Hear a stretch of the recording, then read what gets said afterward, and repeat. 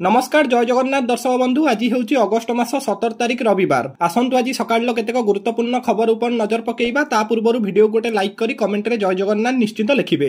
तेबे प्रथम खबर ओडिशा रे खोलिबा 4टी मेडिकल कॉलेज स्वाधीनता दिवस अवसर रे मुख्यमंत्री बड़ घोषणा राज्यर विभिन्न चिकित्सालयर भित्तिभूमि गुड़िकर उन्नतीकरण करा जाई सेथिरे समस्त आधुनिक चिकित्सा व्यवस्था करा जाईची लोकंकु उत्तम स्वास्थ्य सेवा जोगाई देबाकू गुरुत्व दैचंती मुख्यमंत्री। ओडिशा रे खोलिबा 4टी मेडिकल कॉलेज ढेंकानाल जगतसिंहपुर भद्रक एवं नवरंगपुर रे हेबो ई मेडिकल कॉलेज वर्तमान 12टी सरकार मेडिकल कॉलेज रहिछि।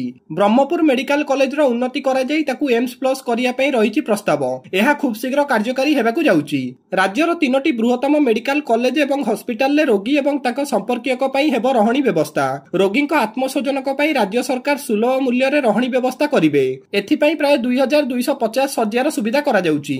तेबे परवर्ती खबर प्रकाश पाइला मैट्रिक सप्लीमेंटारी परीक्षा फल प्रकाश पाइला परीक्षा फल मैट्रिक सप्लीमेंटारी परीक्षा रे पास हार रही 57%। एने प्रेस मीट रे सूचना देले बोर्ड सभापति श्रीकांत तराई मोट 3457 जन फॉर्म पूरण करथिले किंतु 1944 जन पास करिसंती। सेपटे स्टेट ओपन स्कूल सर्टिफिकेट रो परीक्षा फल मध्य प्रकाश पाइछि। स्टेट ओपन स्कूल सर्टिफिकेट रे 5973 जन उत्तीर्ण होइथिया बेले पास हार रही 56%। जुलाई 14 तारिख रु खाता देखा होई 20 तारिख सुधा खाता देखा शेष करबा सहित 2 सप्ताह मध्य एहार रिजल्ट को प्रोसेसिंग करा जाइथिला। तेबे परवर्ती खबर तृतीय लिंगिक पई बड़ घोषणा तृतीय लिंगिक पई बड़ घोषणा कले मुख्यमंत्री नियुक्ति बेले परीक्षा नियम बदलिबो तृतीय लिंगिक पई रहिबो संरक्षण व्यवस्था तृतीय लिंगी सुरक्षा पई आईन कार्यकारी हेबो आवेदन फॉर्म रे तृतीय लिंगिक पई स्वतंत्र स्थान रहिबो। भिन्नक्षम सशक्तिकरण विभागर कमिशनर तथा सचिव आरएस गोपालन चिठी लिखिचंती सबु विभाग तुरंत पदक्षेप नेबाकू मध्य निर्देश दिया जाईची।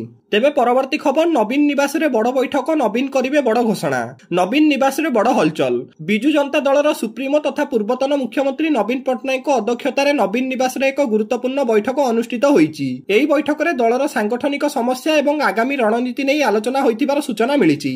बैठक रे दलर वरिष्ठ नेता एवं विभिन्न जिल्लार सभापति माने उपस्थित थिले। एहा व्यतीत अन्यान्य जिल्लार सभापति एवं कोर कमिटीर सदस्य माने एही बैठक रे शामिल होइथिले। कुआ जाउची बैठक रे आगामी रणनीति नै गुरुत्वपूर्ण निष्पत्ति निया जाईची। विशेष करी एही बैठक रे उपराष्ट्रपति प्रार्थी को नै बहुत किछि आलोचना होईची। तेबे परवर्ती खबर पुणी श्रीमंदिर सुरक्षा को चैलेंज पुरी श्रीमंदिर ऊपर को चढ़ुथिया बेले जने पर्यटक को धरिला जगन्नाथ टेम्पल पुलिस बेहरण द्वारा पटरु प्राय 5 रु 7 फुट चढ़ी सारिथिया बेले जगन्नाथ मंदिर पुलिस जेटीपी हाथ में धरा पड़चंती व्यक्ति जनक परे ताकू सिंह द्वारा पुलिस जिमा दिया जाईची। व्यक्ति जनक बिहार रो बोली प्राथमिक सूचना रु जणा पड़िची। दक्षिण घर बाटर व्यक्ति जनक ऊपर को चढ़िया पई चेष्टा करुथिले। व्यक्ति जनकर मानसिक स्थिति दुर्बल थिबार मध्य जणा पड़िची। तेबे एनै अधिक छानबीन जारी रखिची सिंह द्वारा पुलिस। पूर्वरु गंजाम जने व्यक्ति मंदिर अँलाबेड़ा ऊपर को चढ़ी सुरक्षा को चैलेंज देइथिले एबे पुणी थरे एपरि एक घटना देखिया को मिलिची।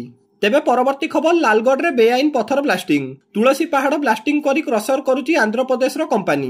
बहुचर्चित मालकानगिरी जिल्लार तुलसी पहाड़ ऊपर ब्लास्टिंग हेबा फଳରେ लालगढ़वासी आतंकित अवस्था रे रहिचंती। रास्तार आळ देखाई लालगढ़ करी तथा तुलसी घाटी रे बेआईन क्रसर पॉइंट करथिला आंध्र प्रदेश रो ठिका कंपनी।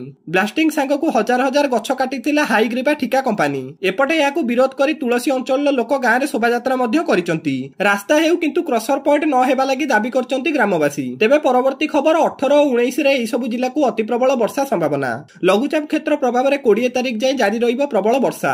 18 और 19 तारिख पई पाणीपाग विभाग पक्षरु ऑरेंज वार्निंग जारी करा जाईची। 18 तारिख रे मालकानगिरी कोरापुट एवं 19 तारिख रे कोरापुट एवं कलाहांडी को वार्निंग जारी करिछि आंचलिक पाणीपाग केंद्र। तेबे 18 रु 20 तारिख जाय समुद्र भितर को न जिया पई मत्स्यजीवी मानकु परामर्श दिया जाईची। सेपटे बंगोपसागर रे सक्रिय रहिछि लघुचाप जहा प्रभाव रे 20 तारिख जाय राज्य रे वर्षा लागि रहिबो। दक्षिण पश्चिम एवं पश्चिम केंद्रीय बंगोपसागर रे लघुचाप क्षेत्र सक्रिय थिबारु आगामी 24 घंटा मध्य रे सारा राज्य रे हालुकारू मध्यम धरणर वर्षा हेबा नै सतर्कता जारी करिछि आंचलिक पाणीपाग केंद्र।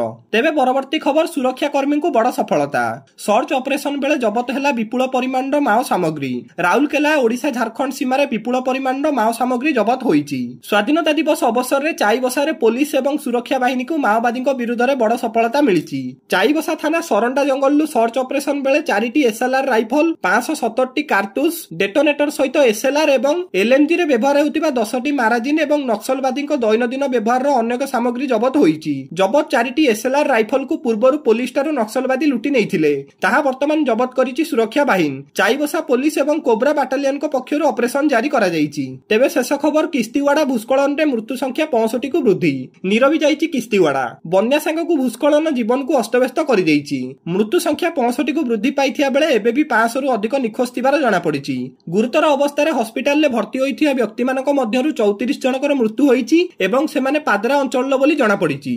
दर्शक बंधु प्रतिदिन गुरुत्वपूर्ण खबर जानिया पई आम चैनल को निश्चित सब्सक्राइब करंतु। जय जगन्नाथ, धन्यवाद।